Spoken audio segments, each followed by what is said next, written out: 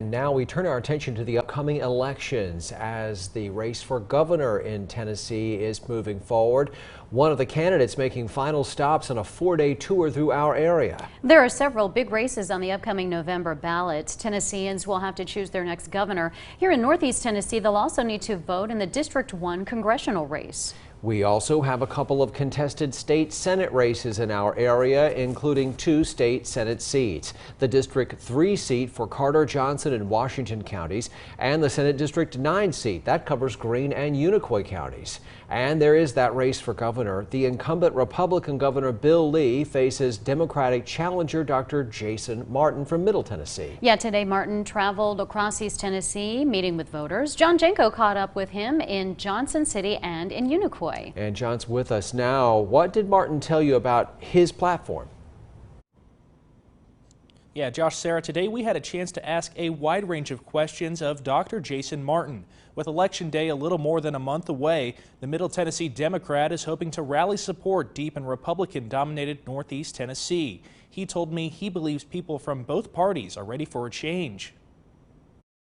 East Tennessee could make the decision in the election. I mean, every vote counts for us, but we believe the path to success, the path to the governor's office, goes through East Tennessee. Dr. Jason Martin completing a 4-day, 11-stop tour through East Tennessee, in recent years a Republican stronghold. Martin in Unicoi County this morning at the Mountain Harvest Kitchen, a business incubator for food entrepreneurs. It's very exciting how much he's reaching out all across the state, focusing on all the counties. Martin is new to politics. He's now working as a critical care doctor outside Nashville. He says Governor Lee has failed rural areas during the pandemic and beyond. I saw how detrimental a lack of leadership could be during the COVID crisis. Had to say goodbye to more than 400 of my patients in a little 18-bed ICU up in Sumner County. He says that lack of leadership has shown itself in Governor Lee's support of Hillsdale College, bringing charter schools to Tennessee. Lee came under fire for staying silent while Hillsdale's president criticized public school teachers. Lee later said Tennessee had the best and brightest teachers in the country. We need to support our public school teachers.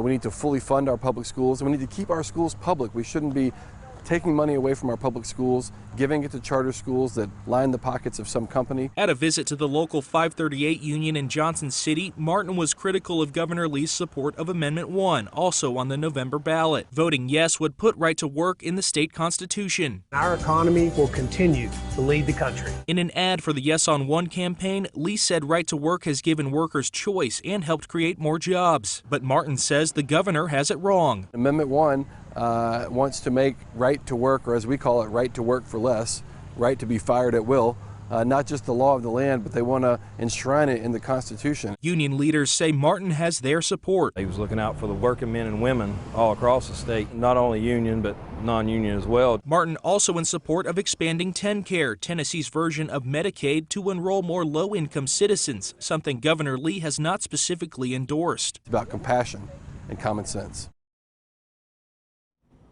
Martin also supports legalizing recreational cannabis in Tennessee. The Democratic candidate is wrapping up his final campaign stops of this East Tennessee tour in Mountain City right now.